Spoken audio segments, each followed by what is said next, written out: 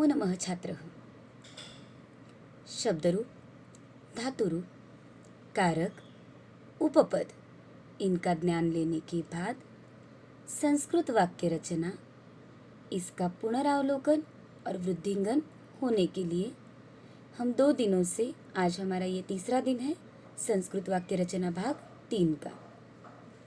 जो मैंने आपको बताया है उसी तरह से रहेगा। इस वीडियो के साथ, इस होमवर्क के साथ आपको वर्कशीट दी जाएगी। वर्कशीट में जो मैं यहाँ पर स्पष्टीकरण कर रही हूँ वही चित्र शब्दों के साथ रहेंगे। आपको उन शब्दों को लिंग के आधार पर विभाजित करना है। उन शब्दों का प्रयोग संस्कृत वाक्य रचना के लिए करना है। तो आज के भाग में और कुछ दैनंदिन उपयुक्त जो चीज़ें हैं, चित्र के साथ संस्कृत और हिंदी शब्द देखेंगे। उसकी वाक्य रचना करने के लिए मैं आपको कुछ उदाहरण दूंगी और उन सारे शब्दों का प्रयोग आपको वाक्यों में भी करना है और उनका विभाजन लिंग के आधार पर भी करना है। तो आइए देखते हैं आज के भाग में और कुछ संस्कृत शब्द। संस्कृत वाक्य रचना भाग 3 में हम आज जो देख रहे हैं उसमें ये पहली चित्रफित।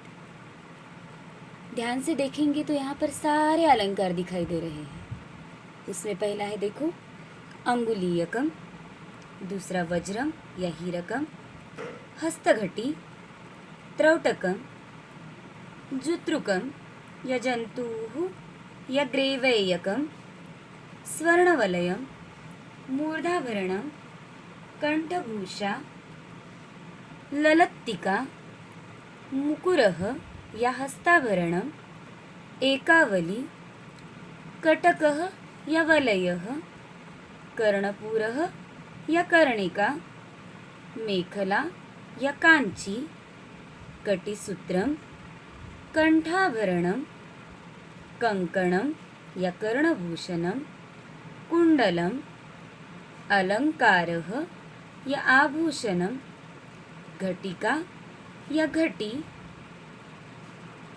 किंकिणी या मंजिरम, काचवलयम, चूड़ामणिः या शिरोरत्नम, बालपाशा। अब जैसे मैंने बताया है, इन शब्दों को लिंग के आधार पर विभाजित करोगे और उसके बाद इसके आधार पर वाक्य रचना। तो उदाहरण पर मैं आपको शब्द बता रही हूँ। यहाँ पर कर्णपूरः या कर्णिका, कर्णपूरः या कर्णिका, यानी ये कान का अलंकार है। तो ये कर्णपूरः अगर शब्द लेते हैं तो ये विभाजन में जाएगा पुल्लिंग में। कर्णिका लेते हैं तो स्त्रीलिंग में जाएगा। कर्णपूरः इस शब्द का प्रयोग कर कर वाक्य रचना देखो। कर्णपूरेण कर्णानां शोभा वर्धते। कान के अलंकार से कानों की शोभा बढ़ती है। और इसी शब्दों को अगर हम कर्णिका से प्रयोग कर रहे हैं तो कर्णपूरेण पुल्लिंग होने के कारण तृतीया हो रहा था, तो कर्णिका स्त्रीलिंग तृतीया होगा। कर्णिकया कर्णानां शोभा वर्धते। शब्द वही है, लिंग के कारण उसका शब्दों में अलग प्रयोग हुआ है। अलंकारों के आधार पर ही और कुछ शब्द देखते हैं, जैसे कि पदचारुकः,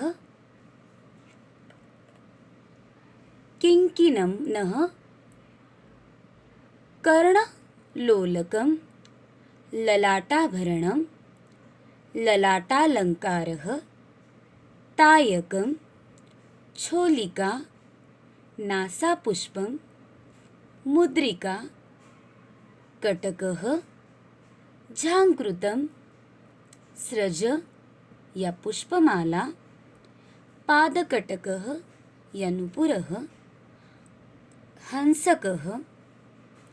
चरणरागी, कुंडलम या ताटंकः, तिलकम, केयूरम या अंगदम, वेणीग्रंथि, मंजीरकरम, वरमौक्तिकम, स्वीयमस्तकाभरणम, किरीटम, मुक्तावली। जैसे बताया है वैसे ही इन शब्दों को लिंग के आधार पर विभाजित करना है और उसके बाद इन शब्दों का प्रयोग कर कर आपको सरल सुलभ वाक्य रचना करनी है। तो इसमें से तिलकम इस शब्द का विभाजन लिंग के आधार पर होगा नपुंसकलिंग में और इसके आधार पर वाक्य